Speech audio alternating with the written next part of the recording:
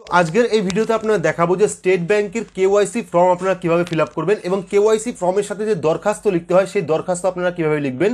প্রথমে বলে রাখি যে কেওয়াইসি ফর্ম কি জন্য ফিল আপ করতে হয়। তো আপনার অ্যাকাউন্ট যদি কোনো কারণে ইনঅ্যাক্টিভ হয়ে পড়ে, অর্থাৎ আপনি ব্যাংকের সাথে লেনদেন করছেন না বহুদিন ধরে, সেক্ষেত্রে কিন্তু আপনার অ্যাকাউন্টটা ইনঅ্যাক্টিভ হয়ে যায় এবং আপনি যদি কোনো ডকুমেন্ট না জমা দেন, যেমন প্যান কার্ড হতে পারে বা আধার কার্ড হতে পারে, যদি সেরকম ডকুমেন্ট না জমা দেন সেক্ষেত্রে কিন্তু আপনি ব্যাংকে গেলে পরে কিন্তু টাকা উইথড্রল করতে পারবেন না, অর্থাৎ টাকা ওঠাতে পারবেন না। সেক্ষেত্রে কিন্তু আপনার অ্যাকাউন্টটা ইনঅ্যাক্টিভ হয়ে পড়বে। তো সেই অ্যাকাউন্ট ইনঅ্যাক্টিভ থেকে অ্যাক্টিভ করার জন্যই কিন্তু কেওয়াইসি ফর্ম অবশ্যই ফিল আপ করতে হবে এবং তার সাথে কিন্তু অবশ্যই একটি দরখাস্ত বা চিঠি ম্যানেজারকে লিখতে হয়। তো আজকের ভিডিওতে আমরা দেখাবো, ফুল বিস্তারিত দেখাবো এবং সহজ সরলভাবে দেখাবো যে দরখাস্ত কিভাবে লিখতে হয় এবং কেওয়াইসি ফর্ম আপনারা কিভাবে ফিল আপ করবেন সঠিক পদ্ধতিতে। তার সমস্ত বিস্তারিত কিন্তু এই ভিডিওতে থাকছে। তো আশা করছি পুরো ভিডিওটি দেখবেন, স্কিপ করবেন না। আর অবশ্যই আপনারা ভিডিওটি কোন জেলা থেকে দেখছেন কমেন্ট বক্সে জানাবেন। ভিডিওটি ভালো লাগলে অবশ্যই লাইক করবেন, চ্যানেলটিকে সাবস্ক্রাইব করে পাশে রাখা বেল আইকনটি প্রেস করে নোটিফিকেশন অল করে রাখবেন। তো চলুন শুরু করি। যদি কোনো কারণে বন্ধ হয়ে যায় বা আপনি 1 বছর বা 6 মাস অ্যাকাউন্টের সাথে কোনো ট্রানজ্যাকশন করেননি, আপনার অ্যাকাউন্টটা ইনঅ্যাক্টিভ হয়ে আছে, সেজন্য কিন্তু কেওয়াইসির সাথে সাথে একটি দরখাস্তও লিখতে হয়। তো সেই দরখাস্ত বা চিঠি কীভাবে লিখবেন, অর্থাৎ আপনার অ্যাকাউন্টটি কয়েকদিন বন্ধ ছিল, আপনি কোনো রকম ট্রানজ্যাকশন করেননি, তার জন্য কেওয়াইসি করতে হবে, অর্থাৎ কেওয়াইসির মধ্যে কিন্তু দরখাস্তও করতে হবে। তো সেই দরখাস্তটা কীভাবে লিখবেন, তো এখানে আমি এক্সেল ফরম্যাটে দিয়েছি। আপনারা কিন্তু একটি A4 সাইজের পেপার নিয়ে, যেটা আমরা জেরক্স করি, সেই পেপার নিয়ে কিন্তু আপনারা হাতে লিখবেন। তো এখানে কি লিখবেন, প্রথমে টু দিয়ে শুরু করবেন, তারপরে দ্য ব্যাংক ম্যানেজার। তো দ্য ব্যাংক ম্যানেজারে লিখবেন।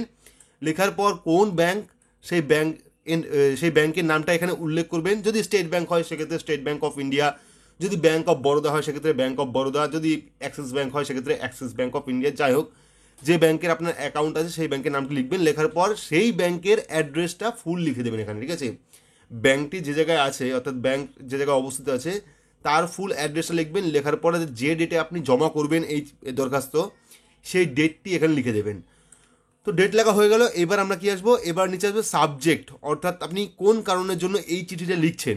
তো এখানে দেখুন সাবজেক্টে কি লিখেছি, reactivation of inactive bank account, অর্থাৎ আমার যে ব্যাংক অ্যাকাউন্টটা ছিল সেটি অ্যাক্টিভেট ছিল না, সেটাকে অ্যাক্টিভেট করার জন্য চিঠি। তো এখানে কি লিখেছি আমি, রেসপেক্টেড স্যার অ্যান্ড ম্যাডাম। যদি ব্রাঞ্চের ম্যানেজার যদি মহিলা হন সেক্ষেত্রে ম্যাডাম থাকবে, যদি স্যার হন, যদি কোনো পুরুষ হন সেক্ষেত্রে স্যার, অর্থাৎ রেসপেক্টেড স্যার অ্যান্ড ম্যাডাম। তো এখানে দেখুন কি লিখেছি, মাই নেম ইজ, আপনার নাম লিখে দেবেন এখানে। লেখার পর holding an account in your branch with account number. তো এখানে আপনার অ্যাকাউন্ট নাম্বারটা লিখে দেবেন। অ্যাকাউন্ট নাম্বার লেখার পর due to long term non operation the above mention account fill into inactive status, therefore I will request to you to reactive my account to enable me proceed with further transaction. I will applicate if you consider my request and take action as possible as soon. ঠিক আছে। তো এর মানে আমি চিঠি লিখতে চাইছি যে আমার যে অ্যাকাউন্টটা, অর্থাৎ প্রথমে আমার নামটা দিয়েছি, এই যে এখানে আমার নামটা, অর্থাৎ যে চিঠি লিখবেন তো মাই নেম দিয়ে তার নামটি লিখবেন। নাম লেখার পর এখানে অ্যাকাউন্ট নাম্বার যে জায়গায় লিখেছি 1 2 3 4 5 6, এখানে আপনার অ্যাকাউন্ট নাম্বারটা যাবে, অর্থাৎ যে অ্যাকাউন্টটা ইনঅ্যাক্টিভ ছিল সেই অ্যাকাউন্ট নাম্বারটা লিখবেন। লেখার পর আমি যাবতীয় ডিটেলস যেটা লিখেছি যে আমার যে অ্যাকাউন্টটা ছিল সেই অ্যাকাউন্টটা বর্তমানে ইনঅ্যাক্টিভ হয়ে গেছে, মানে ট্রানজ্যাকশন না করার কারণে, অনেক লং টাইম আমি কোনো ট্রানজ্যাকশন করিনি, সেই জন্য ইনঅ্যাক্টিভ হয়ে গেছে। তো দ্বিতীয়বারের মতো সেই অ্যাকাউন্টটাই আবার পুনরায় চালু করার জন্য কিন্তু এই চিঠিটা। তো পুরো বিস্তারিত আমরা এখানে লিখে দিয়েছি, মানে যে কারণে আমরা চাইছি, যে কোন কারণের জন্য আমাদের অ্যাকাউন্টটা ইনঅ্যাক্টিভ ছিল এবং কোন কারণের জন্য আমরা অ্যাক্টিভ করতে চাইছি।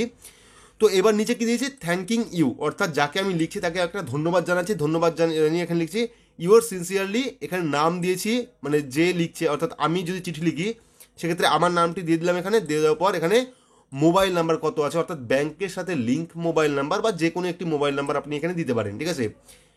তো এইটাই হলো টোটাল দরখাস্ত, অর্থাৎ কেওয়াইসি ফর্মের সাথে যে দরখাস্ত আপনার লাগবে। দেখবেন আপনারা যখন স্টেট ব্যাংকে যাবেন বা আদার্স কোনো ব্যাংকে যাবেন, যদি আপনারা অনেক দিন কোনো ট্রানজ্যাকশন না করেন সেক্ষেত্রে কিন্তু টাকা তুলতে বা টাকা জমা করতে প্রবলেম হয়। সেক্ষেত্রে কিন্তু আপনাকে অবশ্যই কেওয়াইসি ফর্ম ফিল আপ করতে হবে, সাথে সাথে কিন্তু আপনাকে এই দরখাস্তটাও দিতে হবে, অর্থাৎ এই চিঠিটা দিতে হবে। তো এই চিঠিটা আমি একবার ভালোভাবে দেখাচ্ছি যে চিঠিতে কী লেখা আছে এবং চিঠিটা আপনারা কীভাবে সাজাবেন। তো এই ফরম্যাটটা আপনারা হাতে লিখবেন এবং আমরা যে কাগজে জেরক্স করি A4 পেপার, সেই পেপারে কিন্তু লিখবেন। তো এখানে আবার আপনারা ভালো করে দেখে নিন একবার। তো এই হলো চিঠির মর্ম। তো এবার আমরা যাব যে KYC ফর্ম, অর্থাৎ অ্যাকাউন্ট কোনো কারণে টাকা তুলতে পারছেন না বা অ্যাকাউন্ট ইনঅ্যাক্টিভ হয়ে গেছে, সেই জন্য KYC ফর্ম আপনারা কীভাবে ডাউনলোড করবেন, কোথায় জমা করবেন আর কোন কোন ডকুমেন্টগুলো লাগবে সেটাও বিস্তারিত দেখাবো, এবং KYC ফর্ম কীভাবে ফিল আপ করবেন সমস্ত বিস্তারিত দেখাবো। তো এবার আমরা দেখে নেবো যে KYC ফর্ম কীভাবে ডাউনলোড করবেন। তো এখানে দেখুন লেখা আছে নো ইওর ক্লায়েন্ট, অর্থাৎ KYC ফুল ফর্ম কিন্তু know your client application form, individual only. তো এখানে দেখুন দুটো অপশন আছে। ফার্স্ট এখানে নিউ অ্যান্ড চেঞ্জ রিকোয়েস্ট, ঠিক আছে। তো যদি আপনারা KYC নতুনভাবে করতে চান তাহলে এই নিউ অপশন যেটা আছে সেখানে টিক করবেন। যদি আপনারা কোনো কিছু চেঞ্জ করতে চান, অর্থাৎ আপনার কোনো ডকুমেন্টস চেঞ্জ করবেন বা আপনার ফোন নাম্বার চেঞ্জ করবেন বা অ্যাড্রেস চেঞ্জ করবেন, সেক্ষেত্রে কিন্তু চেঞ্জ রিকোয়েস্ট যে অপশনটা আছে সেখানে ক্লিক করতে হবে, ঠিক আছে। যদি আপনারা নতুন করে KYC করতে চান সেক্ষেত্রে নতুন নিউ যে অপশনটা আছে সেখানে টিক করবেন। যদি আপনাদের KYC তে কোনো রকম চেঞ্জ করতে চান, অ্যাড্রেস, ফোন নাম্বার বা আপনার নাম বা আপনার নমিনি নেম, সেক্ষেত্রে কিন্তু চেঞ্জ রিকোয়েস্ট যে অপশনটা আছে সেখানে ক্লিক করতে হবে, টিক করতে হবে, ঠিক আছে। টিক করার পর এখানে দেখুন ফটোগ্রাফ। তো এখানে কিন্তু অবশ্যই এখানে যে রিসেন্ট পাসপোর্ট সাইজ ফটোগ্রাফ আছে সেই ফটোগ্রাফ কিন্তু লাগিয়ে দিতে হবে এখানে, ঠিক আছে। রিসেন্ট যে অ্যাপ্লিকেশন করছে বা যার নামে অ্যাকাউন্ট আছে তার ফটো কিন্তু এখানে লাগাতে হবে, রিসেন্ট পাসপোর্ট সাইজ ফটো। এবং ফুল ফর্মটা কিন্তু ব্লক লেটার অর্থাৎ বড় হাতের ফিল আপ করতে হবে।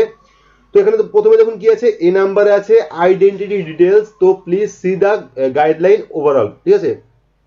তো প্রথমে আছে নেম, অর্থাৎ যে অ্যাপ্লিকেশন করছে তার নামটি ফুল লিখে দেবেন, এখানে বড় অক্ষরে পুরোটাই লিখে দেবেন। লিখে দেওয়ার পর ফাদার বা স্পাউস নেম, অর্থাৎ বাবার বা স্ত্রীর নাম, ঠিক আছে। তো এখানে যার নাম দিতে চাইছেন, বাবার নাম বা স্ত্রীর নাম, তার নামটি এখানে লিখে দেবেন। লিখে দেওয়ার পর এখানে দেখুন জেন্ডার, অর্থাৎ যে অ্যাপ্লিকেশন করছে সে পুরুষ না মহিলা। যদি পুরুষ হন তাহলে মেলে টিক করবেন, যদি মহিলা হন সেক্ষেত্রে ফিমেলে টিক করবেন।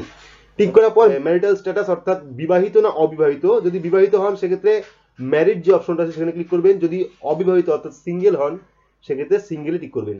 টিক করার পর ডেট অফ বার্থ, অর্থাৎ অ্যাপ্লিকেশন যে করছে বা যার অ্যাকাউন্ট তার ডেট অফ বার্থটি কত আছে, অর্থাৎ জন্ম সাল। প্রথমে জন্ম তারিখ, জন্ম মাস এবং জন্ম সাল পুরোটাই কিন্তু দিয়ে দেবেন, ঠিক আছে। দিয়ে দেওয়ার পর এখানে দেখুন ন্যাশনালিটি, অর্থাৎ আপনি ইন্ডিয়ান না আদার্স ফরেনার। তো যদি ইন্ডিয়ান হন সেক্ষেত্রে ইন্ডিয়ান টিক করবেন, যদি ফরেনার হন সেক্ষেত্রে আদার্স টিক করে জায়গাটির নাম লিখে দেবেন বা দেশের নাম লিখে দেবেন। লিখে দেওয়ার পর 4 নম্বরে কি আছে, স্ট্যাটাস। তো এখানে দেখুন প্লিজ টিক, অর্থাৎ স্ট্যাটাসটা কি হবে এখানে রেসিডেন্ট ইন্ডিভিজুয়াল, অর্থাৎ এই কাজটাই কিন্তু সবাই করবেন। অর্থাৎ প্রথম যে অপশনটা আছে সেখানে কিন্তু টিক করবেন, বাকিগুলো কিন্তু টিক করার কোনো দরকার নেই। তো বাকিদের কি আছে, নন রেসিডেন্ট আর ফরেজিয়ান, ঠিক আছে। তো সবার জন্য কিন্তু রেসিডেন্ট ইন্ডিভিজুয়ালি হয়, সেক্ষেত্রে প্রথমটা টিক করবেন।